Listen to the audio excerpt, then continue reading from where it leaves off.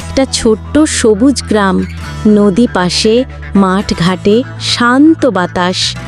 সেই গ্রামে থাকতো দুই বন্ধু, জয়নাল আর হানিফ।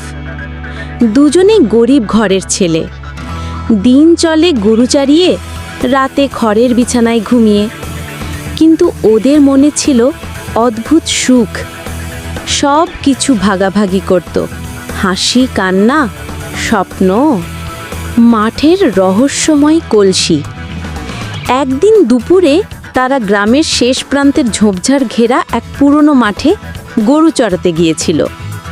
গরুগুলা দূরে ঘাস খাচ্ছিল, আর তারা খেলতে খেলতে হঠাৎ একটা পুরনো গর্তে হোঁচট খায়। হানিফ মাঠে খুঁড়ে দেখে একটা কাদা মাখা কলসি। জয়নাল ডাকে, ওই দেখ, এটা তো বহু পুরনো।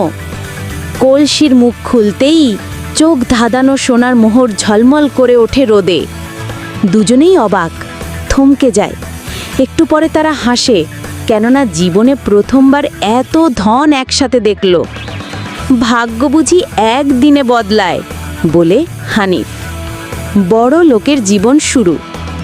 ওই মোহর বিক্রি করে তারা দুজনেই পাকা ঘর বানালো, গরু পালার খামার খুলল, আর গ্রামে ছোট একটা স্কুলও শুরু করলো, যাতে আর কেউ লেখাপড়া বাদ না দেয়।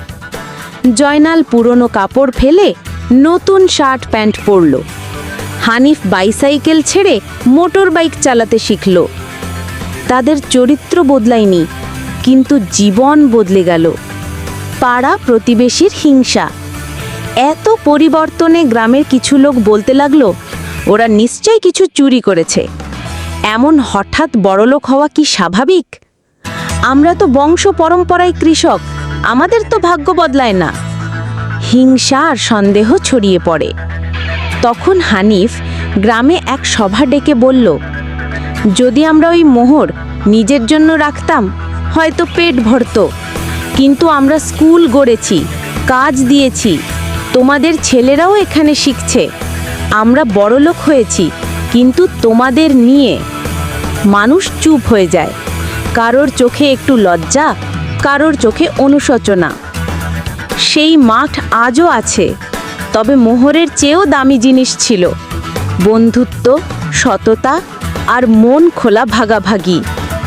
জয়নাল আর হানিফ আজও পাশাপাশি হাঁটে। তাদের পথ আজ সোনার মোহরের মতোই উজ্জ্বল।